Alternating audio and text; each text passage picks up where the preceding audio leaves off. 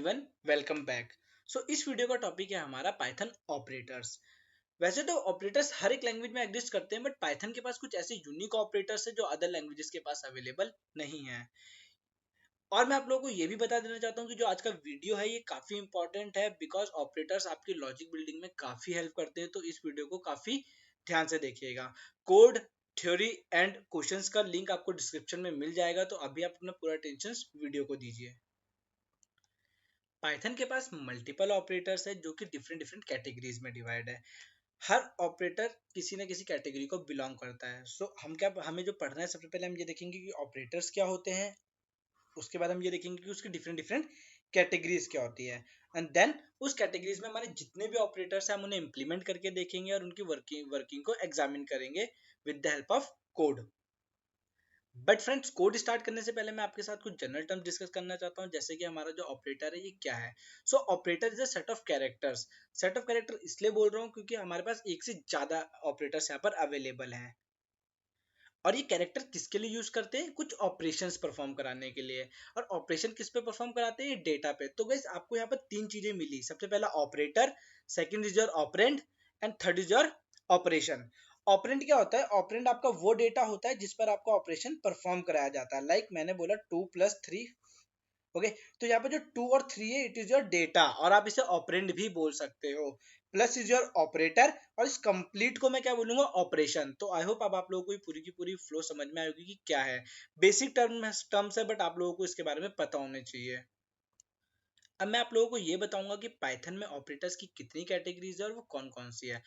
Python में friends total 7 categories है operators की। आप जैसे जैसे मैं आपको बोलते रहूंगा, आप इसे ऐसे ही सुनिएगा और मेमोराइज कर लीजिए, बहुत ईजी है। टोटल 7 कैटेगरीज हैं। कौन कौन सी है? देखिए, सबसे पहले आपका arithmetic operator, comparison operator, logical operator, bitwise operator, assignment operator, identity operator and membership operator. तो ये सारे के सारे आपकी ऑपरेटर्स की कैटेगरीज है। इन कैटेगरीज में आपके मल्टीपल ऑपरेटर्स आप वहां पर अवेलेबल है, जिनको आप एग्जीक्यूट करा सकते हो और आप उनकी वर्किंग को एग्जामिन कर सकते हो डेटा के साथ। फ्रेंड्स, यहाँ पर मैंने अपना आइडियली ओपन कर लिया और हम स्टार्ट करते हैं अपना इम्प्लीमेंटेशन अर्थमेटिक ऑपरेटर से। तो देखते हैं कौन कौन से हमारे ऐसे हैं जो जिन्हें हम अर्थमेटिक ऑपरेटर्स कहेंगे। तो मैं यहाँ कमेंट में लिख देता हूँ, आप यहाँ पर फोकस कीजिए।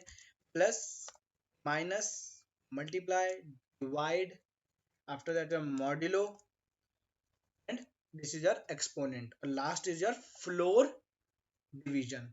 लास्ट वाला ऑपरेटर कौन सा आपका है? Floor division. ओके, हम इन सबको सबसे पहले इम्प्लीमेंट करके देखते हैं। ये आपका किसका पार्ट है? अर्थमेटिक ऑपरेटर्स का। तो इसी तरीके से हमें सारे के सारे ऑपरेटर्स इंप्लीमेंट करा के देखने हैं। तो मैं यहाँ पर टाइप करता हूँ, सबसे पहले मैं क्या यूजर से इनपुट कर ले लेता हूँ और उसे इंप्लीमेंट करा के देखता हूँ। तो मैंने आपको बताया था इनपुट फंक्शन का यूज कैसे करते हैं।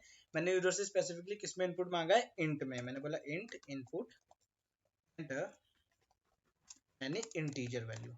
मैंने उसे एक मैसेज भी थ्रो करा दिया है ताकि उसे पता चल जाए कि इनपुट कराना है। और ए में इनपुट ले लिया एंड बी में भी इनपुट ले लिया। इस तरीके से मैंने यूजर से ए एंड बी दोनों में इनपुट ले लिया है। मैंने ऑपरेटर के साथ एग्जीक्यूट कराता हूँ। यहाँ पे मैंने क्या करा है, देखिए पूरा कोड टाइप कर दिया है, सो दैट आप मेरी वीडियो की लेंथ ज़्यादा इंक्रीज ना हो। और ये बेसिक से ऑपरेशन थे, तो आपको ऐसे भी समझ में आ जाएंगे क्या करा था। मैं फिर से समझा देता हूँ। ए एंड बी मैंने यूजर से इनपुट लिया, जो भी यूजर इनपुट डालेगा मैंने उसे यहाँ पे प्रिंट कराया है। ओके, और अगर मैं चाहता हूँ तो यहाँ पर उसका टाइप भी प्रिंट करा लेता हूँ। तो लाइक यहाँ पर आप लिख सकते हो टाइप फंक्शन का भी यूज कर लो, आप लोगों के लिए फिजिबल हो जाएगा। आपको पता चल जाएगा कि यूजर ने किस टाइप का डाटा डाला है। अगर वो वैसे भी इंट के अलावा कुछ और इनपुट कराएगा तो आपका रन टाइम एरर आ ही जाएगा। तो आपको बस यहाँ पर टाइप फंक्शन का यूज करना है।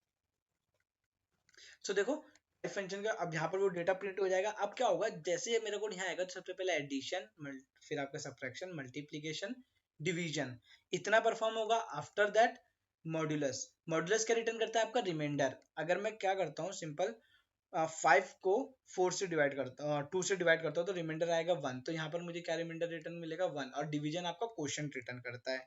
ओके, अब ये क्या है आपका एक्सपोनेंट। मींस अगर मैं लिखता हूँ 2 to the power 2, इसका मतलब क्या है? अगर मैं ए में भी 2 पास करता हूँ और बी में भी 2 पास करता हूँ, तो इसका मतलब होगा 2 to the power 2 which is equal to 4। Okay, and this is your floor division. ये क्या राउंड ऑफ वैल्यू रिटर्न करेगा आपके डिवीजन की। लाइक अगर आपने a बाय बी करा है, लाइक 5/2 करा है, तो आउटपुट में क्या आएगा? 2.5। डिवीजन में आएगा 2.5 और फ्लोर डिवीजन में आएगा आपका 2, मतलब ये आपका क्या फ्लोट वैल्यू रिटर्न नहीं करेगा। गाइस फ्लोट वैल्यू बोलने का मतलब क्या है, ये आपकी राउंड ऑफ वैल्यू रिटर्न करेगा। रिटर्न ये फ्लोट भी कर सकता है, अगर आप यहाँ फ्लोट इनपुट दोगे तो फ्लोट भी रिटर्न करेगा, बट राउंड ऑफ में करेगा। लाइक 2.5 अगर आउटपुट आ रहा है, 2.6 आ रहा है, तो 2 पे उसे राउंड ऑफ कर देगा, इंक्रीज नहीं करेगा, डिक्रीज करेगा। अगर 2.9 भी आ रहा है तो आपको आउटपुट में 2 ही मिलेगा। ओके, सो मैं इसे ऑपरेट करता हूँ, फिर मेरा आउटपुट देखते हैं क्या आएगा। सो देखो ये मुझसे इनपुट मांग रहा है, सबसे पहले चलो मैंने यहाँ पर डाल दिया 7 और अभी मैंने इनपुट कराया 4। तो देखो सबसे पहले मेरा प्रिंट कराया ए क्या है बी, फिर 7 + 4, देन 7 - 4, मल्टीप्लीकेशन, डिवीजन में देखो क्या आया 1.75, मॉड में क्या आया 7/4, तो 3 रिमाइंडर बचेगा। ओके, सिंपल मैथमेटिकल ऑपरेशन है, and this is your exponent, मतलब 7⁴। आफ्टर दैट फ्लोर डिवीजन, तो देखो फ्लोर डिवीजन में क्या था, यहाँ पर देखो 1.75 आया था, तो उन्होंने क्या करा लास्ट का 7.75 लॉस कर दिया। ओके, अब मुझे क्या करा, इसे वैल्यू को राउंड ऑफ करके 1 पे प्रोवाइड कराया था। तो this is all your arithmetic operators. इससे अलावा और कोई भी ऐसा नहीं है जिसे आप अर्थमेटिक ऑपरेटर्स कह सकते हो। ये सारे के सारे क्या है आपके अर्थमेटिक ऑपरेटर्स है। लाइक यहाँ से यहाँ तक जितने भी ऑपरेटर्स हैं आपके, सारे के सारे अर्थमेटिक में एग्जिस्ट करते हैं। अब हम इसके बाद देखते हैं कि हमारे कंडीशनल ऑपरेटर्स क्या होते हैं। Sorry guys, it's comparison operators not conditional.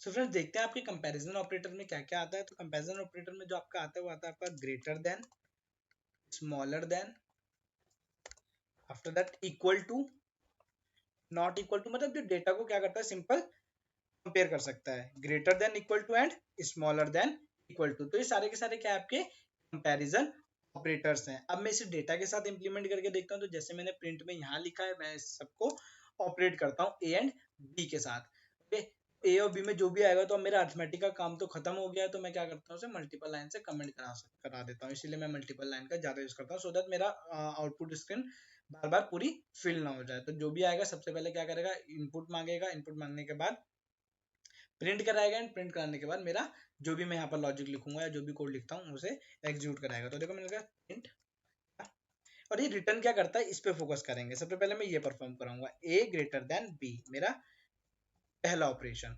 तो क्या होगा, ए ग्रेटर देन बी। इसी तरीके से स्मॉलर देन देख लेते हैं। ओके, मैं बोल रहा हूँ A smaller than B. Okay, मैं अपने सिर्फ ऑपरेटर्स यूज कर रहा हूँ। After that equal equal B, guys this is equal to operator. Okay, ये क्या है हमारा इक्वल टू ऑपरेटर है, and this is not equal to. अगर इसकी बात करा जाए तो ये क्या है हमारा, A is not equal to B. ये कंप्लीट होने वाला है, and then greater than equal to, मतलब बड़ा भी हो सकता है और उसके बराबर भी हो सकता है, this smaller than equal to at last. इसके लिए बस मुझे इसे ऐसे करना पड़ेगा, A smaller than equal to B. Guys ये आपकी कंडीशन पे डिपेंड करता है कि आपने उससे यूज कैसे करा है। ओके, तो देखो अब मैं ए और बी में इनपुट डालूंगा। मैं क्या बोल रहा हूँ अच्छे से ऑब्जर्व करना, these operators always returns boolean। अब boolean क्यों बोल रहा हूँ, आपका चाहे कुछ भी हो, आप इंटीजर चेक करो, स्ट्रिंग चेक करो, ये आपको क्या रिटर्न करेंगे, ट्रू या फॉल्स। तो इसे मैं ऑपरेट कराता हूँ। मुझसे इनपुट मांग रहे हैं, मैं अभी के लिए यहाँ पर डाल देता हूँ 45 एंड 6। ओके, ए में 45 एंड बी में 6, तो आउटपुट क्या आ रहा, इज ग्रेटर देन बी। सबसे पहला ये ऑब्वियसली ये ट्रू है। ये क्या यहाँ पर क्या चेक करा था मैंने, A is smaller than B, A is smaller than B. तो ए में 45 था और बी में क्या था मेरा, बी में मेरा 6 था। तो ये तो क्या हुआ, फॉल्स हो गया। ये कंडीशन क्या हुई मेरी, फॉल्स, इसीलिए फॉल्स दे रहा है, बिकॉज ए में तो 45 था ना, और ये क्या बोल रहा है, ए स्मॉलर देन बी, तो ये फॉल्स है। उसके बाद मैंने क्या बोला, ए इक्वल इक्वल बी, तो ये इक्वल भी नहीं है, इसीलिए मुझे फॉल्स दे रहा है। Not equal to, obviously not equal to, एक में 45 और एक में 6 है। यहाँ पर देखो ए इज ग्रेटर देन और इक्वल टू बी, तो इक्वल टू तो नहीं है बट ग्रेटर देन तो है, तो obviously it is true. A is smaller than B, okay, smaller than equal to B, तो ना स्मॉलर देन है ना इक्वल टू, तो इसलिए क्या आ रहा है, फॉल्स आ रहा है। So this is your comparison operator. एक दो बार इसे और एग्जीक्यूट करा के देख लेते हैं। लाइक मैंने डाला 45 एंड 45, अब देखते हैं आउटपुट क्या आएगा। देखो, इज ग्रेटर देन बी, यहाँ पर देखो क्या है, ए इज ग्रेटर देन बी, ना छोटा है ना बड़ा, इक्वल है, तो ये क्या बोल रहा है, बट फिर उसे फॉल्स बोल रहा है। क्या बोल रहा है, फॉल्स बोल रहा है। फॉल्स इसलिए आ रहा है गाइस क्योंकि यहाँ पर क्या है, देखो इक्वल है, तो यहाँ पर भी फॉल्स आ रहा है, यहाँ पर भी फॉल्स आ रहा है आपका। Okay, this is your false, this is your false. यहाँ पर मैंने चेक करा दोनों इक्वल है, ऑब्वियसली दोनों इक्वल है। ओके, यहाँ पर देखो A is not equal to B, तो यहाँ पर क्या आ रहा है, फॉल्स आ रहा है, बट यहाँ पर देखो दोनों में ट्रू आ रहा है। क्या बोल रहा है, ए इज ग्रेटर देन और इक्वल टू बी, तो ये जो ट्रू आ रहा है वो ग्रेटर देन की वजह से नहीं आ रहा है, वो इक्वल टू की वजह से आ रहा है। और सेम हेयर। ओके, तो यहाँ पर आपके सारे केसेस कवर हो चुके हैं कंपैरिजन ऑपरेटर के।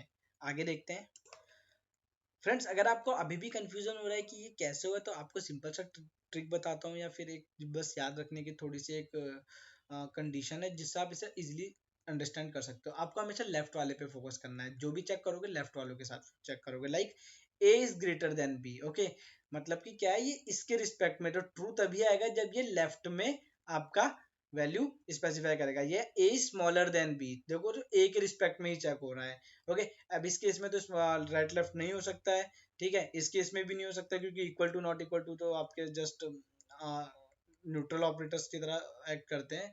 बट यहाँ पर देखो आप क्या है, यहाँ पर भी A is greater than equal to B, तो अगर ग्रेटर देन यहाँ पर चेक होगा सबसे पहले तो क्या, लेफ्ट साइड में, तो सबसे पहले आपको डेटा अपने लेफ्ट साइड के अकॉर्डिंग चलना है कि हाँ लेफ्ट साइड के ऊपर कंडीशन लगा दो।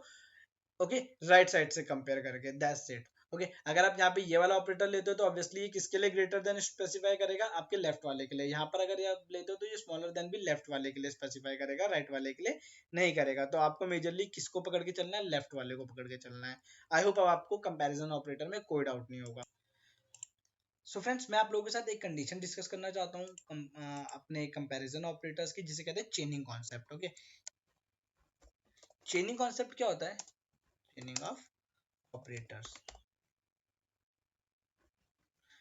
तो चेनिंग कॉन्सेप्ट क्या होता है, लाइक मैंने कुछ ऐसा लिखा, प्रिंट रिजल्ट ओके, यहाँ पे मैंने क्या लिखा, रिजल्ट। अब मुझे जो भी आउटपुट मिलेगा वो कुछ इस तरीके से मिलेगा, क्या कि मैंने बोला 1 is greater than 4, greater than 5, lesser than 8, okay, equal to 9 and not equal to 7। What is this, मैंने सारे ऑपरेटर्स एक लाइन में लिख दिए। क्या चेक होगा इसमें, मेरा आउटपुट कैसे आएगा, तो इसमें बहुत सिंपल तरीका है, बहुत ही इजीली आप इसे सॉल्व कर सकते हो। बट आपको एक चीज ध्यान में रखनी पड़ेगी, एक स्टेटमेंट बस, ये पॉइंट्स आपको याद रखने पड़ेंगे। क्या कि अगर आप दो ऑपरेंड से ज्यादा यूज करते हो तो क्या होगा, if all comparison returns true then only result is true, means जितने भी ये कंपैरिजन है, लाइक ये कंपैरिजन हो गया, फिर उसके बाद ये एक कंपैरिजन हो गया, इसके बाद 5 और 8 का, 8 और 9 का, 9 एंड 7 का, तो जितने भी कंपैरिजन है अगर सारे के सारे ट्रू होंगे तभी आपका रिजल्ट ट्रू आएगा, और अगर एक भी फॉल्स हो गया इसमें से तो आपका आउटपुट फॉल्स आएगा। तो अभी के लिए तो देखो मेरा पहला वाला ही फॉल्स हो रहा है, तो इसलिए जो मेरा आउटपुट आएगा इसमें, ओके, तो देखो वो क्या आएगा, let me run this run module. तो देखो आएगा मेरा आउटपुट, मैं यहाँ पर इनपुट कर लेता हूँ 45 एंड 65, फिर भी डाल देते हैं। देखो अभी के लिए लास्ट वाला ऑब्जर्व करो, यहाँ पर क्या आ रहा है, फॉल्स आ रहा है। ट्रू लाने के लिए मुझे क्या करना पड़ेगा, सारी कंडीशंस को ट्रू करना पड़ेगा। अगर एक भी फॉल्स हुई तो मेरा आउटपुट फॉल्स आएगा, तो सारी कंडीशन ट्रू करने के लिए क्या करूंगा, आओ इसे बनाते हैं for true statement. Okay, for true, okay, for true के लिए मुझे क्या करना पड़ेगा, सिंपल जस्ट 1 था is less than 4, okay, okay, 4 is less than 5, 2, okay, उसके बाद क्या था, 5 5 इज लेस देन 8, ओके, यहाँ तक हो गया आपका। अब 8 क्या था, नॉट इक्वल टू था 9 के, और 9 भी नॉट इक्वल टू था आपके 7 के। तो अब अगर मैं इसे ऑपरेट करूंगा तो मुझे आउटपुट में क्या मिलेगा, 2 मिलेगा। तो मैं एक काम करता हूँ, इसे अभी के लिए कमेंट कर देता हूँ कोड को, कंप्लीट कोड को, क्योंकि मुझे सिर्फ लास्ट वाला ही एग्जीक्यूट कराना है, बाकी तो मेरा आप लोगों को समझ में आ गया है। तो मैं सिर्फ चेनिंग वाला ऑपरेट करूंगा, तो देखो ये ट्रू देगा और ये फॉल्स देगा। ऑपरेट कराता हूँ तो देखो यहाँ पर ये ट्रू आ रहा है और यहाँ पर ये फॉल्स आ रहा है। क्यों आ रहा है, क्योंकि यहाँ पर आपकी कुछ कंडीशंस फॉल्स रिटर्न कर रही है। अगर एक भी कंडीशन फॉल्स रिटर्न कर देगी तो आपका पूरा आउटपुट फॉल्स देगा।